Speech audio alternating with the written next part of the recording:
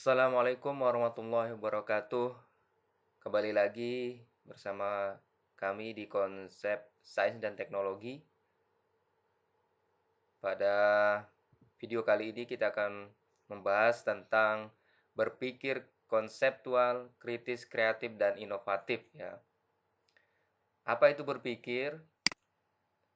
Kalau kita memperhatikan, berpikir menurut Driver adalah melatih ide-ide dengan cara yang tepat dan seksama dimulai dengan adanya masalah. Jadi ketika kita menghadapi suatu masalah, maka otak kita akan berpikir ya, bagaimana menyelesaikan masalah. Itu menurut Driver ya. Sedangkan menurut Suharnan, jadi berpikir adalah proses menghasilkan representasi mental yang baru melalui transformasi informasi yang melibatkan interaksi secara kompleks antara atribut-atribut mental seperti penilaian, abstraksi, penalaran, imajinasi, dan pemecahan masalah. Nah, ini menurut Suharnan ini jauh lebih kompleks lagi ya. Jadi ada terkait dengan mental, penilaian, abstraksi, kemudian kemampuan penalaran, imajinasi, dan pemecahan masalah. Jadi tidak hanya berbicara tentang adanya masalah yang menurut tadi Driver. Kemudian menurut Mayer ya, secara normal berpikir itu ada 3 komponen pokoknya ya. Yang pertama, berpikir adalah aktivitas kognitif yang terjadi di dalam mental atau pikiran seseorang ya. Tidak tampak tetapi dapat disimpulkan berdasarkan perilaku yang tampak. Tentu akan terlihat berbeda ya ketika orang sedang berpikir atau sedang konsentrasi misalkan. Tentu akan berbeda tampilannya dengan orang yang eh, sedang makan misalkan, tentu beda. Atau orang yang sedang melakukan aktivitas yang lain ya. Jadi perilakunya akan kelihatan berbeda ya. Kemudian yang kedua, berpikir merupakan suatu proses yang melibatkan beberapa manipulasi pengetahuan di dalam sistem kognitif. Pengetahuan yang tersimpan dalam ingatan digabungkan dengan informasi sekarang sehingga mengubah pengetahuan seseorang mengenai sesuatu yang sedang dihadapi. Ya. Jadi ketika menghadapi atau ketika sedang berpikir, itu manusia ya, dia akan mengubah pengetahuan yang ada dalam dirinya ya, karena dia akan ketika menghadapi masalah misalkan ketika Anda di perkuliahan menemukan masalah, misalkan tugas Anda tidak tersubmit atau tidak terkirim, tentu Anda akan berpikir, kemarin saya mengerjakan seperti ini, bisa terkirim, kenapa hari ini ketika tugas yang berikut ini kok saya tidak bisa mengirim? Akan berpikir, apa ada yang lupa disubmit, ada yang lupa yang ditekan, atau ada yang lupa proses yang belum saya kerjakan, maka akan mengubah ya. Kemudian yang ketiga, aktivitas berpikir diarahkan untuk menghasilkan pemecahan masalah ya. Nah, jadi aktivitas berpikirnya kan menghasilkan pemecahan masalah, sehingga ketika tadi ada masalah submit dengan tugas Anda akan berpikir, gimana caranya? Berarti saya harus cek dulu di daring saya apakah sudah benar atau tidak, apakah format tugas yang saya kirim sudah sesuai atau tidak. Anda berpikir mencari solusinya, kemudian saya akan coba hubungi dosen saya misalkan. Nah, saya akan menanyakan apakah tugas saya ini sudah submit atau sudah diterima gitu. Jadi muncul atau berpikir itu akan mengarahkan kita untuk mencari solusinya atau pemecahan masalahnya. Kemudian bagaimana caranya kita menguatkan pikiran kita ya. Jadi menurut Jane Einstein itu ada 5. Yang pertama, luangkan 5 menit untuk menarik napas perlahan dan membersihkan pikiran dari keadaan statis mental yang berlebihan. Nah, ketika kita menghadapi suatu masalah dan kita kemudian otomatis otak kita berpikir, maka kita perlu untuk tenang ya, calm atau stay down ya. Jadi perlu untuk menenangkan diri. Salah satu cara menenangkan itu dengan cara menarik napas perlahan ya. Selama 5 menit tarik napas, kemudian ditahan, kemudian dibuang pelan ya. Tarik napas. Jadi mengatur pernapasan sehingga sirkulasi udara ke otak itu akan tercukupi ya. Kemudian yang kedua, fokuskan pada subjek, kemudian secara aktif mulailah memikirkannya. Jadi fokus ya. Jadi ketika Anda menghadapi masalah misalkan, jadi kemudian otak Anda berpikir, jadi fokus memikirkan masalah tersebut, jangan pikirkan yang lainnya. Ketika pikiran Anda bercabang, maka pikiran Anda tidak akan bisa fokus dan tidak efektif ya. Kemudian yang ketiga, tanyakan pada diri sendiri apa yang dirasakannya. Jadi ketika Anda sudah tadi melakukan tahap menenangkan diri, kemudian fokus, apa yang Anda rasakan? Nah, apa ada kelegaan, kemudian ada senang, ya. Kemudian yang keempat, tanyakan pada diri sendiri apa yang Anda pikirkan, ya. Tadi apa yang Anda rasakan, tanya sendiri sekarang apa yang Anda pikirkan. Apakah benar Anda pikirkan yang tadi atau malah mikirkan yang lain? Kemudian yang kelima, berpikirlah sepanjang waktu. Jadi jangan sampai otak ini ya malah tidak optimal karena tidak digunakan untuk berpikir. Kemudian selanjutnya, otak manusia yang tepat tadi untuk berpikir, kalau kita perhatikan, kita bagi menjadi 4 bagian. Jadi ada otak yang bagian A, yaitu kiri atas.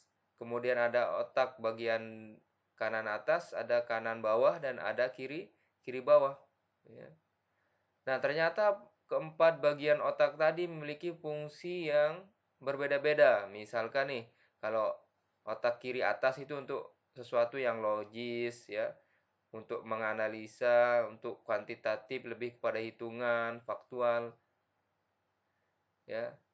Nah, untuk yang kanan atas itu untuk sesuatu yang sifatnya holistik, bersifat intuisi ya, sintesis ya, untuk mengintegrasikan ya, seperti itu.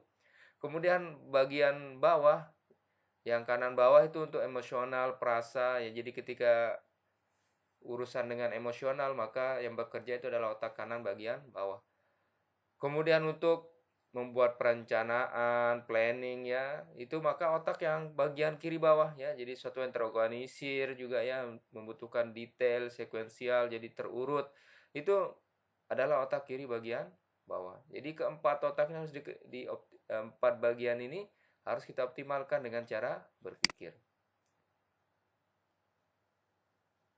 Nah, biasanya untuk profil rekayasawan, orang teknik, maka yang lebih banyak nanti itu adalah didominasi oleh bagian kiri atas itu untuk logis, analitis, kuantitatif, dan faktual.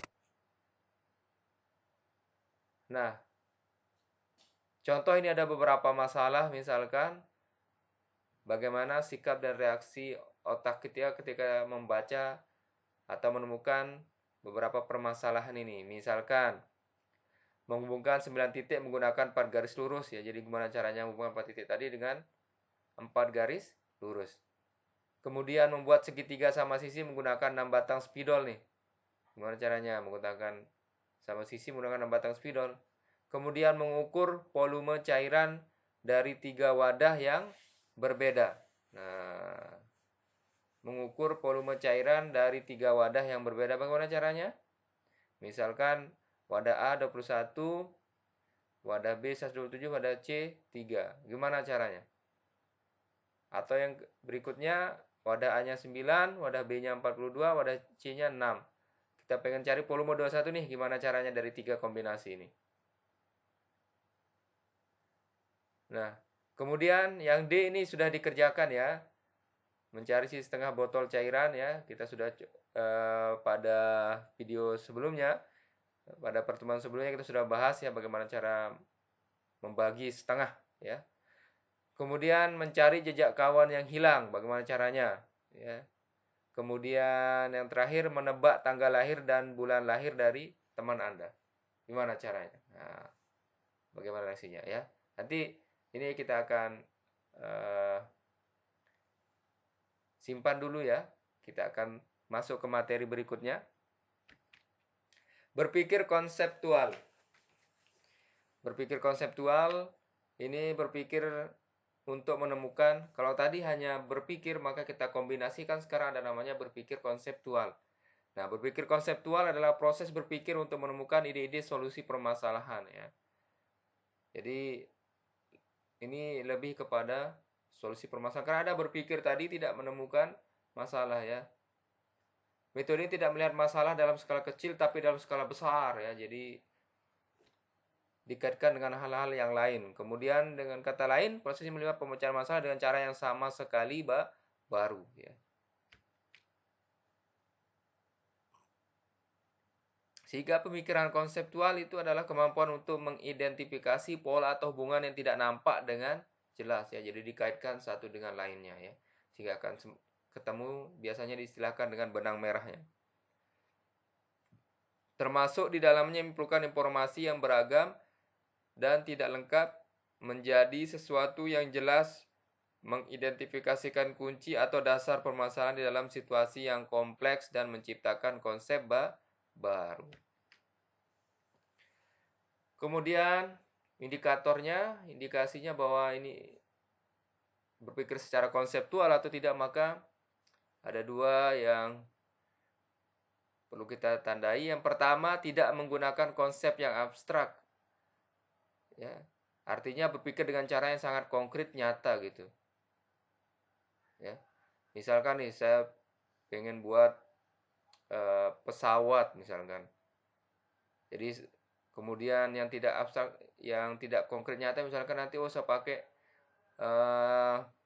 lampu ajaibnya Aladin, saya gosok-gosok, saya minta nanti sama jinnya untuk membuat pesawat. Nah, itu sangat tidak konkret, tidak nyata ya. Jadi tidak termasuk berpikir secara konseptual. Nah, yang berpikir konseptual itu bagaimana? Jadi kalau saya pengen bikin pesawat, maka saya akan sekolah di sekolah penerbang ya. Saya akan ambil bagian mekanik sehingga nanti bisa membuat pesawat gitu, baru nyambung. Kemudian yang kedua, menggunakan aturan dasar. Menggunakan aturan dasar itu adalah logika dan pengalaman masa lampau.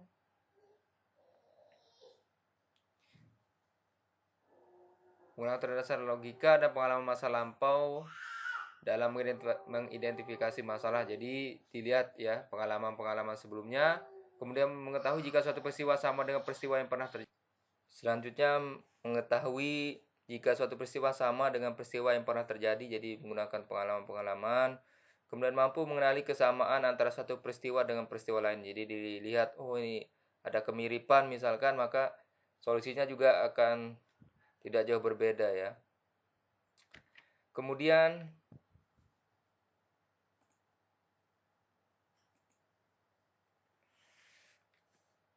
melihat pola berdasarkan pengalaman sebelumnya. Jadi melihat pola berdasarkan pengalaman sebelumnya, kemudian menggunakan konsep yang kompleks. Nah, jadi kalau melihat pengalaman sebelumnya, kita tinggal lihat nih informasinya apa, polanya, kecenderungan atau bagian yang hilang ya. Kemudian yang keempat, menggunakan konsep yang kompleks ya. Konsep yang kompleks menggunakan teori, jadi pendekatannya lebih pada metode atau lebih ke ilmiah ya. Kemudian yang kelima, menjelaskan masalah atau situasi yang kompleks ya. Jadi membuat sesuatu ide yang kompleks menjadi lebih jelas, sederhana dan mudah dimengerti ya. Sesuatu yang rumit ya dibuat menjadi lebih sederhana sehingga mudah dimengerti, kemudian menyampaikan observasi atau pengetahuan yang ada dengan cara yang lebih sederhana. Kemudian ketiga, memadukan ide-ide dan informasi dan buat gambaran yang lebih besar menjadi lebih jelas ya, lebih lengkap dan lebih jelas. Yang keenam, menciptakan konsep baru. Nah, ini yang berpikirnya sangat-sangat dalam ya, artinya bisa menciptakan konsep yang baru ya. yang tidak tampak jelas bagi orang lain yang tidak dipelajari dari pendidikan atau pengalaman sebelumnya untuk menjelaskan situasi atau memecahkan masalah. Maka ini disebut dengan breakthrough thinking ya. Berikutnya adalah kritis. Nah, ini kritis biasanya mahasiswa identik dengan kritis ya. Nah, kalau kritis adalah kemampuan untuk berpikir jernih dan rasional yang meliputi kemampuan untuk berpikir reflektif dan independen. Nah, biasanya mahasiswa itu independen ya, artinya tidak memihak. Makanya ketika ada suatu masalah ya, karena mahasiswa itu masih berpikir jernih, rasional, tidak ada kepentingan di dalamnya, biasanya berpikir reflektif, artinya cepat, kemudian segera ya mengkritisi, karena sifatnya juga independen ya, biasanya mahasiswa belum ada terkait dengan yang lainnya sehingga lebih independen ya.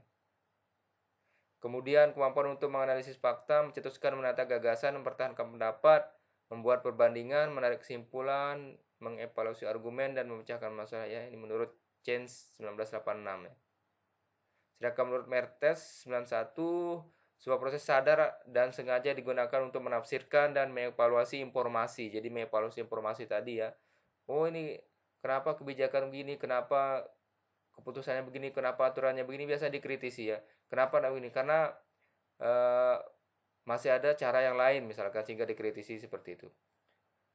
Dengan sejumlah sikap reflektif dan kemampuan yang madu keyakinan dan tindakan. Nah, perlu ada keterampilan ketika kita menggunakan berpikir secara kritis ya. Jadi memahami hubungan-hubungan logis antar gagasan, kemudian mengidentifikasi, mengkonstruksi dan mengevaluasi argumen, mendeteksi inkonsistensi dan kesalahan umum dalam pemberian alasan, kemudian juga memecahkan masalah secara sistematis, mengidentifikasi relevansi dan kepentingan gagasan, merefleksikan kebenaran dan keyakinan, dan nilai-nilai diri sendiri. Ini beberapa keterampilan. Jadi bagaimana cara kita berpikir kritis perlu dibekali dengan hal-hal seperti ini ya. Nah, bagaimana cara kita membedakan yang benar-benar kritis dengan yang tidak? Ya, kalau yang kritis itu cepat mengidentifikasi informasi yang relevan cepat, kemudian dapat memanfaatkan informasi untuk merumuskan solusi masalah atau mengambil keputusan. Dan jika perlu mencari informasi tambahan yang relevan, ini adalah yang pemikir kritis. Bagaimana yang tidak kritis? Biasanya dia mengumpulkan fakta dan informasi, memandang semua informasi sama pentingnya ya. Oh, ini penting, ini penting, ini penting, ini penting. Jadi itu tidak kritis ya. Kemudian karena dia kalau kritis itu biasa dia bisa melihat ini relevan atau tidak, ini bisa terkait atau tidak. Nah, itu. Kemudian yang berikutnya tidak melihat, menangkap maupun memikirkan masalah inti. Jadi dia tidak bisa melihat inti permasalahan, jadi hanya bisa melihat luarnya saja atau kulit-kulitnya saja.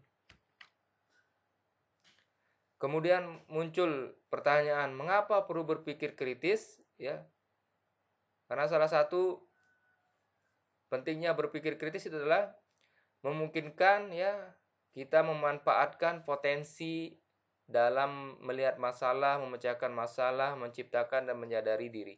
Nah, ini penting ya, karena dengan kritis itu kita ini bisa melihat, oh ini ada masalah. Kemudian bagaimana memecahkan masalah tadi, kemudian menciptakan dan menyadari diri ya. Jadi itu sangat penting sekali untuk pengembangan diri ya. Nah, sedangkan ketika Anda sekarang posisi sebagai mahasiswa, apa sih manfaatnya berpikir kritis? Yang pertama nih, membantu memperoleh pengetahuan, memperbaiki teori, memperkuat argumen ya. Ini sangat penting sekali karena Anda mahasiswa ini sedang masa-masanya kritis ya. Jadi sering mengkritisi ya sesuatu ya, karena idealismenya masih tinggi ya, karena usia-usia Anda nih. Kemudian apa manfaatnya berikutnya? Mengemukakan dan merumuskan pertanyaan dengan jelas ya. Jadi kita bisa menyampaikan pertanyaan dengan jelas ya. Ada yang bertanya itu misalkan nih dari Undram nih ke Cakra gitu. Biasanya dia akan tidak bisa bertanya dan jelas, dia akan muter ya. Artinya ke Ampenan dulu, kemudian muter ke Gunung Sari, belok ke Mataram lagi, baru dia ke Cakra misalkan. Jadi muter-muter ya. Kemudian yang ketiga, mengumpulkan, menilai, dan menafsirkan informasi dengan efektif. Nah, efektif sangat penting, jadi butuh waktu yang sangat cepat ya. Jadi butuh sesuatu yang efektif ya terkait dengan waktunya. Membuat kesimpulan dan menemukan solusi masalah berdasarkan alasan yang kuat. Jadi alasannya harus kuat nih, ya. Kemudian biasakan berpikir terbuka. Jadi terbuka juga menerima dari yang lain ya. Artinya tidak katak dalam tempurung hanya merasa diri sendiri ya, yang punya dunia. Kemudian mengkomunikasikan gagasan, pendapat dan solusi dengan jelas kepada yang lain. Jadi bagaimana cara menyampaikan juga kepada yang lainnya. Nah, di dalam taksonomi Bloom ya, dalam berpikir kritis itu kalau kita lihat di taksonominya ada berpikir kreatif, berpikir kritis, maka berpikir kritis itu larinya ke arah evaluasi, kalau kreatif itu ke arah sintesis, sehingga itu nanti akan digabungkan menghasilkan analisis, kemudian diterapkan, kemudian dipahami dan menjadi sebuah pengetahuan. Nah, ini penting sekali ya. Jadi output dari berpikir kritis dan kreatif tadi maka akan timbul yang namanya pengetahuan. Ya. Nah, ada 3 syarat supaya kita bisa berpikir kritis nih untuk melatih diri sendiri. Yang pertama, sikap untuk menggunakan pemikiran yang di dalam, melihat suatu permasalahan dengan menggunakan pengalaman dan bukti yang ada. Kemudian yang kedua, pengetahuan tentang metode untuk bertanya dan mengungkapkan alasan dengan logis. Yang ketiga, keterampilan untuk menerapkan metode tersebut ya. Nah, ada beberapa karakteristik dari pemikir kritis. Yang pertama, mengemukakan pertanyaan-pertanyaan dan masalah penting ya, merumuskannya dengan jelas dan teliti. Ya, jadi jelas dan teliti. Kemudian munculkan ide-ide baru, ya, munculkan ide baru. Yang pertama teliti, kemudian munculkan ide-ide baru, ya. Kemudian mengumpulkan nilai informasi yang relevan, ya, relevan atau tidak. Ini hoax apa tidak, ya. Kemudian sehingga pemikir kritis nanti bisa menarik sebuah kesimpulan ya. Jadi dari keterbukaan pikiran, kemudian dari fakta-fakta yang ada dan keyakinan sehingga bisa menarik sebuah kesimpulan. Sehingga ketika sudah mengambil kesimpulan, maka yang terpenting di sini adalah berani jujur ya. Artinya jujur terhadap diri sendiri ya. Jadi menolak untuk manipulasi, memegang kredibilitas ya, dan integritas ilmiah ya. Berikutnya kreativitas. Nah, kreativitas ini seorang engineer adalah profesi yang kreatif, maka mahasiswa teknik perlu memanfaatkan potensi kreatif mereka secara optimal ya. Jadi ada beberapa orang jenius misalkan Galileo, Newton ya. Sifat kreatif ya. Buah apel yang jatuh kemudian berpikir, kemudian bisa menghasilkan sebuah teori ya, gravitasi. Nah, kreativitas itu apa sebenarnya? Proses berpikir yang menghasilkan ide, solusi, konsep atau teori atau karya seni unik dan istimewa ya. Nah, bagaimana ciri-ciri orang kreatif? Yang pertama, pemahaman akan adanya kebutuhan atau persoalan ya. Jadi ada kebutuhan nih, dari situ timbul ya. Kemudian periode konsentrasi penuh, jadi saya betul-betul fokus. Relaksasi disebut inkubasi, kemudian relaksasi disebut inkubasi, jadi mengisolasi diri ya. Kemudian yang keempat, iluminasi. Jadi ketika solusi tercetus secara spontan kok tiba-tiba, gini caranya ya. Sangat kreatif ya. Kemudian evaluasi atau verifikasi atas solusi yang ada. Jadi ada evaluasi dan verifikasi. Yang berikutnya yang terakhir itu adalah inovatif. Nah, inovatif secara umum memiliki makna itu mencurahkan segala kemampuan diri dalam berpikir untuk menciptakan sesuatu yang baru. Nah, jadi menciptakan ini bedanya ya antara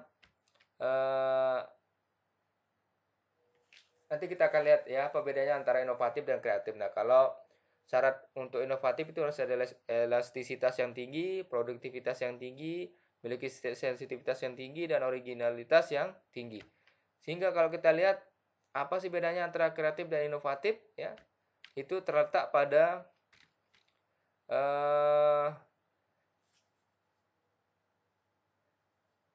inovasi berperan penting ketika suatu perusahaan mengalami kendala ya.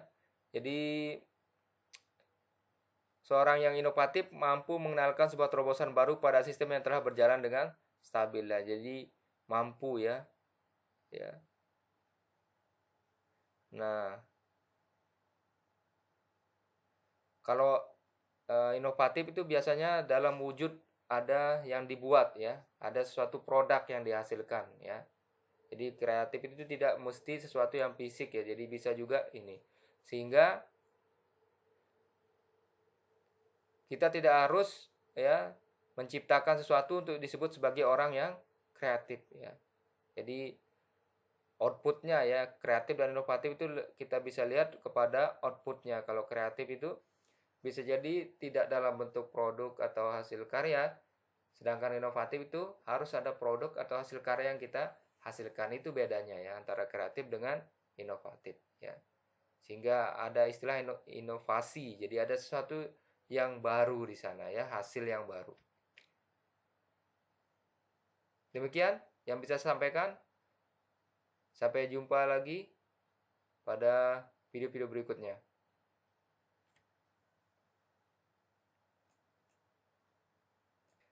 Terakhir, untuk tugas, silahkan mengerjakan 5 soal ini, kemudian dikirim melalui daring Unram pada menu submit. Ya, silahkan, ada 5 tugas, tadi sudah kita bicarakan di awal. Ini akan lebih melihat bagaimana cara berpikir Anda ya ketika menghadapi suatu permasalahan ya. Silakan dikerjakan. Sampai ketemu lagi pada video-video berikutnya. Assalamualaikum warahmatullahi wabarakatuh. Sampai jumpa.